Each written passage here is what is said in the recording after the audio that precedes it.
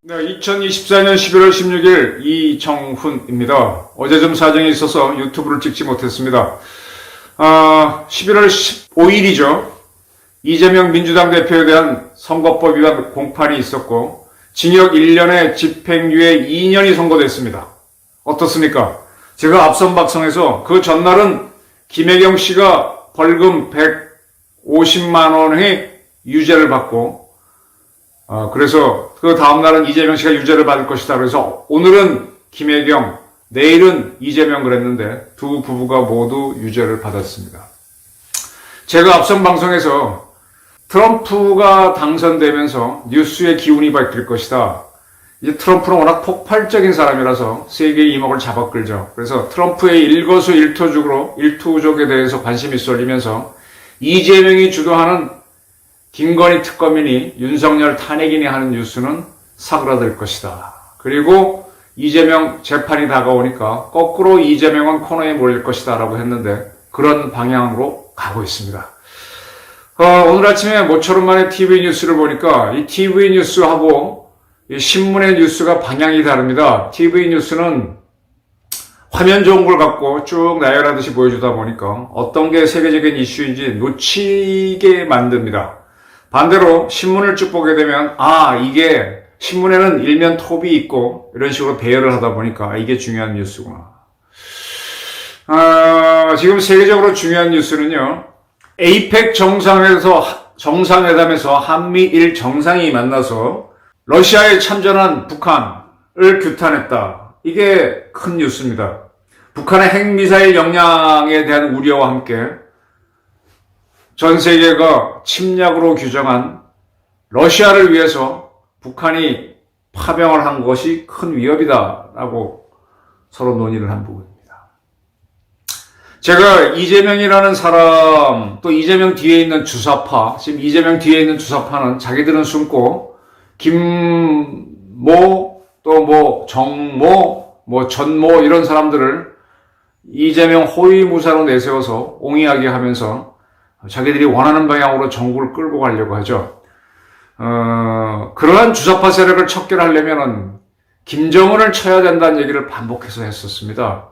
지금 김정은은 이렇죠. 대한민국에서는 민주당 내에 숨어있는 좌파들을 자꾸 움직이게 해서 이재명 플러스 그 호위 세력이 나와서 전면적인 대정부 투쟁, 윤석열 대통령 부부가 갖고 있는 몇 가지 약점을 최대한 키워서 자꾸 정쟁화하는 겁니다. 그래서 그걸로 이슈를 만들어서 한국 정부가 위태롭게 만들고, 그 다음에 이제 안보적으로는 대한민국을 칠 것 같은 위협을 가하면서 여간해서는 치지 않을 겁니다. 치게 되면은 어떤 형태로든 간에 우리의 애국 세력이 일어나서 북한과의 결전으로 갈 수 있습니다. 그러나 단 하나의 변수는 있어요. 우리를 더 겁주기 위해서 천안함 사건, 연평도 포격전처럼 그때 이명박 정부는 얻어맞고도 꼼짝을 못했거든요. 더 얼어붙게 만들고 좌파가 기승할 수 있다라고 판단되면 때릴 겁니다. 근데 그렇지 않고 지금 윤석열 대통령 정부는 한미일 공조를 확인하면서 계속 북한에 경고를 날리고 중국에 대해서도 경고를 날리는 강성기조이기 때문에 잘못 건드리면은 이 윤석열 정부가 응전을 하면서 자기네들의 치명적인 약점이 노출될 수 있거든요. 지금 일개 군단 병력을 10,000명이니까 일반적으로 보면 사단 병력이지만은 특수전 부대이기 때문에 거의 군단급 부대를 보낸 거죠. 그렇게 군단급 부대를 보내다 보니까 전력 공백이 있어서 방어에 문제가 있는데 이럴 때 한국을 잘못 때렸다가 한국이 응전을 하게 되면 자기들이 힘들어지죠. 그래서 저는 북한이 도발을 하면 때려라 하는 쪽으로 괜히 많이 주장을 해왔는데 북한이 도발을 하지 않을 것 같다는 판단을 합니다. 도발할 듯 하면서 실제로는 도발을 하지 않죠. 왜냐하면 많은 병력을 러시아로 빼냈기 때문에. 그리고 그들 자체가 굉장히 약점이 많습니다.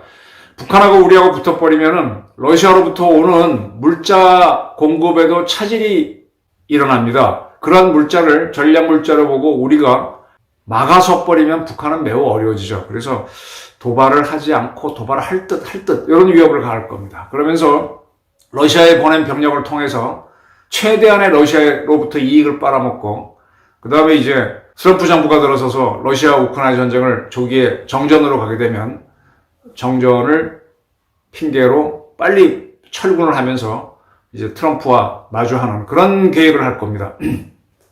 이러한 김정은이 이 수가 이렇게 예측된다면 지금 거꾸로 우리는 김정은을 공략해야 되죠. 지금 이재명을 아직도 이제 어제 같은 경우에 저녁에 한 자리가 있었는데 어떤 분들은 너무 좋다 오늘 술 한잔 세게 먹자 하시는 분도 있었고, 근데 이재명을 좋아하는 분들도 있었는데 민주당 지지 세력도 있는데 크게 반발은 안 해요. 뭐 윤석열이 잘한 게 뭐가 있어 이 정도 얘기만 하지 이재명에 대해서는 크게 옹의는 없었습니다. 이재명이라고 하는 사람 어제 법원에 출석하는 걸 보니까 표정이 밝고 그런데 사실은 이재명이 혼자 그 자리에 갔다 그럼 굉장히 초라합니다. 그 뒤에 김모 의원이라든지 뭐 이런 사람들이 보이잖아요. 그런 새끼 쭉 따라가서 호의를 해주니까 그 기운을 받아서 이렇게 뭐 웃고 나와서는 뭐 2심에 가겠다 이런 선언을 하지만 본인이 혼자라면 굉장히 초라한 그냥 중늙은이일 뿐입니다. 이재명 본질은 거기서 벗어나지는 않아요. 그를 통해서 뭔가 이익을 얻고자 하는 저 주사파와 북한 세력들이 뒤에서 자꾸 받쳐주는 걸 하다 보니까 본인이 힘이 있는 걸로 인식을 할 뿐이지 이재명 자체는 그렇게 대단한 인물이 아닙니다. 자, 그래서 그런 이재명과의 싸움, 이재명이 주도하는 게 김건희 특검, 윤석열 탄핵인데 거기에 의미전하다 보게 되면 북한의 수에 말립니다. 북한은 계속해서 대한민국을 혼란에 빠뜨리고 그 다음에 러시아를 상대로 최대한 이익을 뽑아낸 다음에 서프라이즈, 깜짝 쇼를 통해서 미국과 대조해서 자기네 국익을 끌어올리는 그런 전략이죠. 그러니까 이걸 깨기 위해서는 지금 김정은을 잡아야 됩니다. 저는 대한민국의 국가정보원하고 정보사에서 우리 정보사에 HID라는 부대도 있으니까 이런 데에서 김정은을 제거하는 작전 같은 걸 준비할 필요가 있어요. 또는 북한 내에서 민주화 시위가 일어나도록 가장 좋은 거는 북한에서 민중봉기가 일어나는 거죠. 북한판 5.18, 북한판 광주 사태가 일어나서 공산 세력에 대항하는 겁니다. 그런 걸 하도록 국정원과 정보사가 계속 움직여야 되고, 그 다음에 가능하다면 김정은이가 김정남을 죽였듯이 그렇게 죽이는 노력을 할 필요가 있죠. 그렇게 되면 판세가 뒤집어지죠. 지금 윤석열 대통령이 트럼프 당선인하고 골프를 치겠다라고 해서 골프 연습을 한 게 보도가 나오고 있습니다. 근데 트럼프가 당선되기 전부터 골프를 쳤다. 태릉에 있는 골프장에서 쳤다. 이런 주장이 나오는데 그게 뭔가 하면은 그런 사실은요. 태릉 골프장 관계자라든지 그 주변에 있는 경찰 이런 사람들은 알 수 있죠. 근데 그런 사람들이 제보를 하는 거예요. 이게 윤석열 정부가 단단하면 그런 제보를 감히 못합니다. 그런 제보를 하는 겁니다. 근데 윤 정부가 강인해지려면은 몇 가지 조건이 필요한데 북한을 후들겨 패서 김정은을 갖고 놀아야 돼요. 그러면 이재명이나 민주당은 크게 반발을 못합니다. 그 두 번째로 경제를 확 살려내면은 그러면 큰 반발이 없습니다. 그렇게 윤 대통령을 뒤에서 씹으려고 하는 사람들을 다른 세력들이 막아서면서 좀 멈추게 됩니다. 지금 당장 경제를 살리는 건 쉽지가 않아 보여요. 그러나 지금 APEC 회담에서 한미일 정상이 만나서 북한의 핵미사일 위협 플러스 북한의 러시아 파병에 대해서 서로 의견 일치를 본다. 지금 공은요 윤석열 대통령한테 넘어와 있습니다.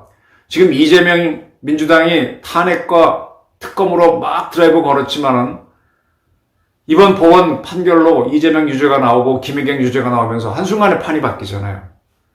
그러면서 공이 윤석열, 물론 재판은 계속 사법부가 하는 거지만 어쨌든 분위기는 윤석열 쪽으로 넘어왔습니다.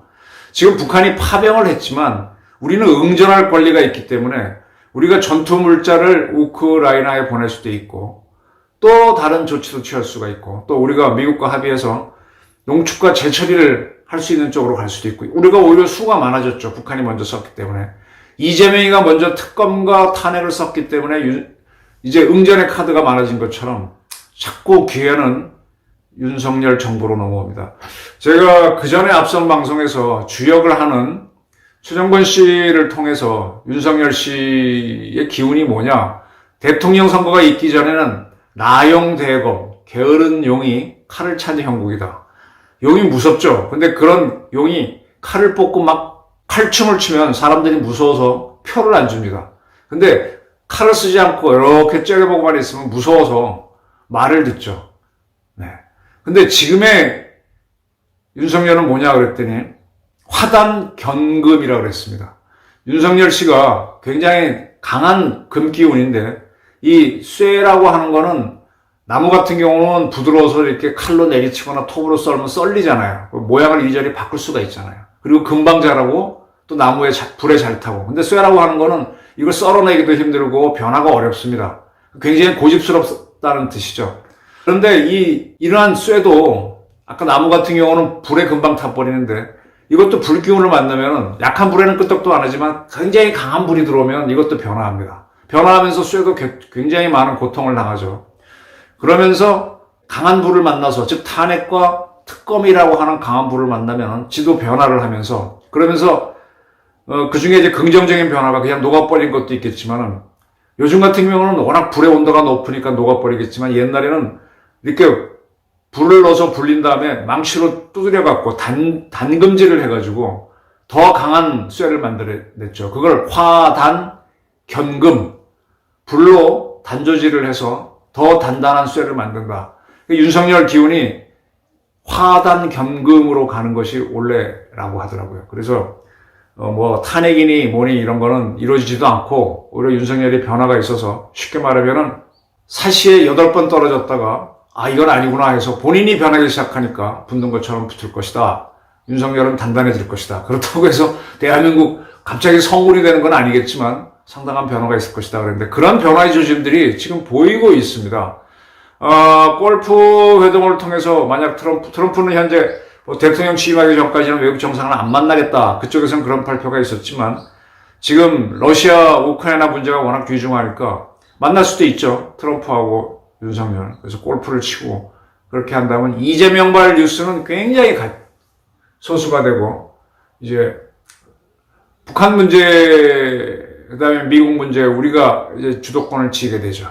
그러면서 그 북한을 와해시키는 어떤 노력이 펼쳐진다면은 어쩌면 경제 위기까지도 돌파할 수 있는 그런 기회가 열린다.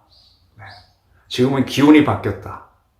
이걸 잘 보시면 앞으로 대한민국 뉴스가 어디로 갈 것인가 예측이 가능할 겁니다. 감사합니다.